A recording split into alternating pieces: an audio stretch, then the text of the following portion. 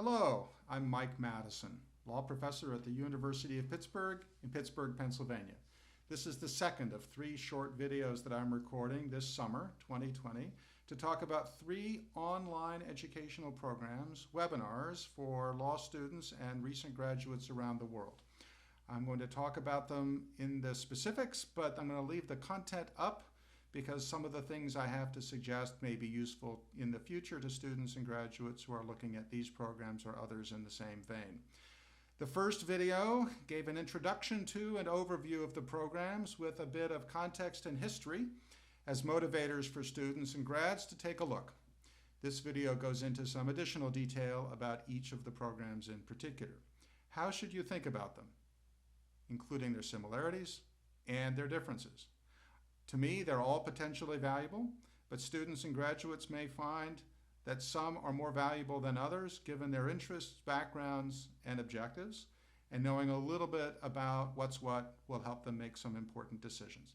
There are three programs to consider: the CLI Corporate Legal Leaders Summer Webinar Series at cli.corporatelegalleaders.com, the Passport to Practice Upskilling Bootcamp at www.passporttopractice.org, and the Bucerius Law School Legal Tech Essentials program at techsummer.law-school.de. In different ways, all three programs have content addressing at least one of three key areas for skills and competencies development for current law students and recent graduates. One is what I call emotional intelligence, or EQ, which is a psychological term that includes things like self-awareness, self-discipline, resilience, character, and relationship skills. The second category has to do with organizational life, understanding and being aware of collaborations, teams, project management, succeeding inside entities, firms, and governments. Third and finally is technology skills, including applications of artificial intelligence, legal analytics, and the breadth of things now called legal operations or legal ops. All three areas are things that touch the lives and careers of all lawyers now and going forward, no matter what substantive area of practice you end up in. Knowing something about them, getting trained in them, getting on a trajectory to learn more about them and use them, those are all things that will be important to students as they exit law school, get in position to find that first job, get on a trajectory to build a successful career, and stay in orbit, doing things that are valuable, productive, impactful, and satisfying. None of the three programs here are going to be able to do more than introduce and give a basic overview of any of these things. So really, these are introductions rather than endpoints. But any of them will give students and recent graduates an important and critical boost because all of them are talking about things that law schools today don't do well, or in many cases, don't do at all. There are, in my view, three good ways to think about whether any of these programs are particularly right for you, and if so, which one or ones work best. The first and easiest way to look at the programs is simply to click on the URLs and study their contents. What's being taught? Who are the teachers? What do they say that students who sign up will take away? How are those materials, or how's that information documented? What kind of teaching and learning is going on? How are people being engaged? And so forth. We'll say a kind of standard but important inventory of the content of each program. Each program is pretty transparent about what it's doing. It's pretty easy to look at that and make some comparisons. Here's a second way, also very important to understanding whether any of these programs is right for you right now. Consider yourself. Take a honest, reflective, self-inventory of your own strengths and your own weaknesses. Where do you have gaps in each of these three areas that I mentioned? Emotional intelligence, which is a cluster of competencies and skills. Organizational understanding, awareness, and intelligence.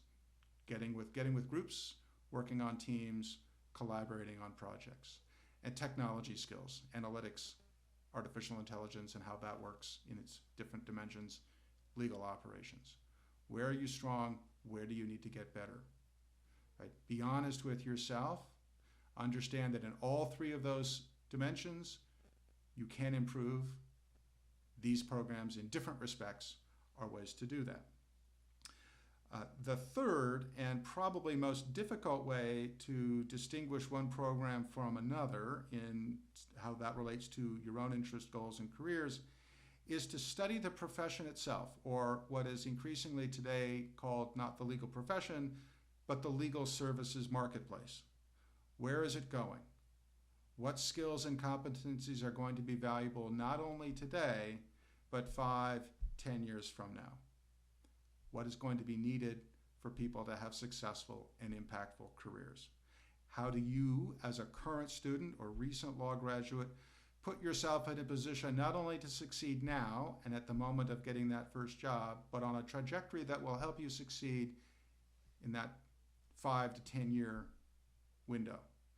Wayne Gretzky, superstar hockey player, used to say, the point was not to be where the puck is, the point was to be where the puck is going. Let's do a quick tour on those dimensions of each of these three programs: Bucerius, Passport to Practice, and the CLI Legal Leaders Summer Webinar Series.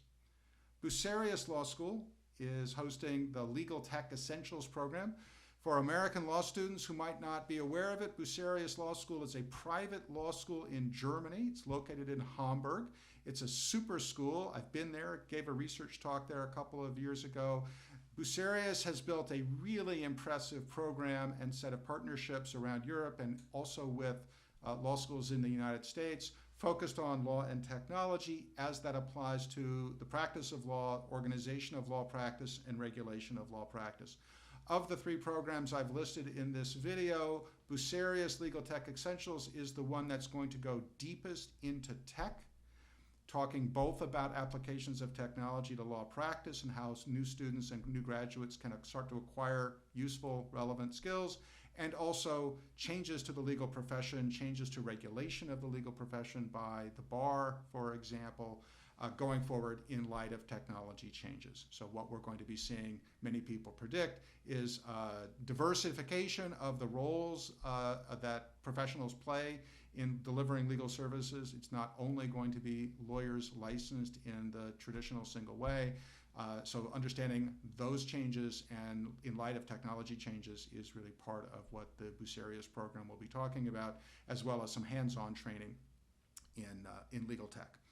The Passport to Practice program overlaps with the Bucerius program in certain respects. So some of the people teaching in the Bucerius program are also going to be teaching in the Passport to Practice program.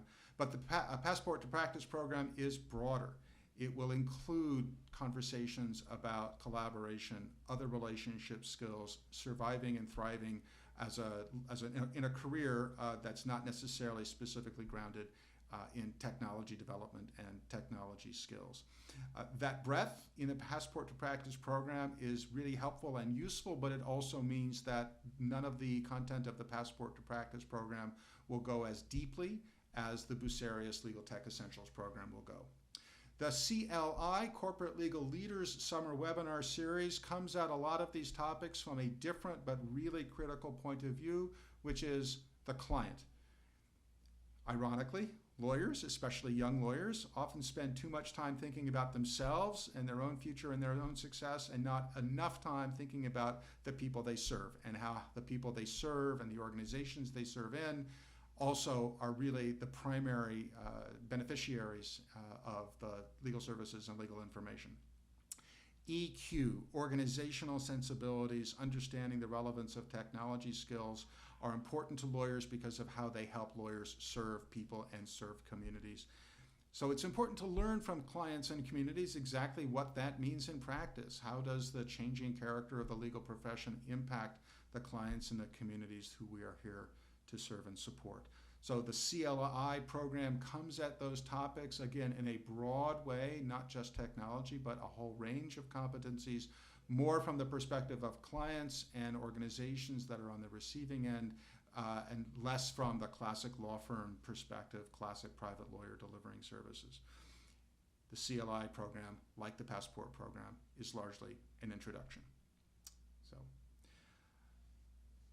next, the self-inventory perspective. How do we think about the self-inventory perspective when we're thinking about these three programs? It will be helpful to engage in that self-awareness exercise, that reflective exercise, using a somewhat systematic approach rather than an anecdotal or casual approach. Let me suggest three different ways in which law professors and lawyers are trying to create systematic ways for lawyers in training to understand their strengths and weaknesses. These are three models that are all out there, published online, that you can download, access, and learn about. One is the T model of professionalism. The T model is used primarily in the legal world these days by something called the Institute for the Future of Law Practice, IFLP or IFLIP, which is a broader program extending some of these competencies for law students and recent grads. The T model is a metaphor that describes the idea that lawyers need deep vertical column awareness of technical knowledge and analytic skills that are classically associated with lawyers, but the lawyer needs the broad horizontal crossbar of emotional intelligence, social competencies, organizational awareness, technical skills, and the like. So the T is trying to blend the traditional and the modern. Second model to look at is what's called the Delta model, which is a model that's being built by leading voices at Northwestern Law School, Vanderbilt Law School, and some others. The Delta is trying to capture a three-sided or triangular model of success in the legal profession. Again, technical skills, business and technology skills, and social and emotional awareness skills. The last model to consider is something called the O model, which is a circle, obviously, that's being built by leading law firms in the UK. So whichever model you pick, or no model at all, the idea is to somehow systematically inventory things that you're good at and things that you need to get better at, taking account both of the classic law school skills and these additional technology skills, organizational awareness skills, and emotional intelligence skills that these summer programs are trying to decide. There's more to your career than reading a case, writing a brief, and arguing things in court. Last, what about the future? How do you think about these programs relative to trying to figure out what's going to be happening 5 or 10 years from now? How can you get ahead of the curve and on a trajectory for future success, not just trying to catch up to the curve as it exists right now? Another athletic metaphor or aphorism comes to mind, not Wayne Gretzky and ice hockey, but instead the old New York Yankee Yogi Berra, who said, "It's tough to make predictions, especially about the future." Each of these programs, each of these summer programs, is in different respects about the future as well as about your present. So the thing to do here is more research. There's an enormous amount of literature in the popular press, blogs, books, law review articles about where the practice of law is going, the diversification of the profession, the impact of technology, changes in law firm organization, modes of access to justice to broaden the impact of law, the strength of the rule of law, and the ability of the legal system to deliver on its promises to more people than it serves today. Dive in. And then having dived in a bit, go back to these programs and see how the future directions of the profession are being influenced and shaped and supported by the content of these programs.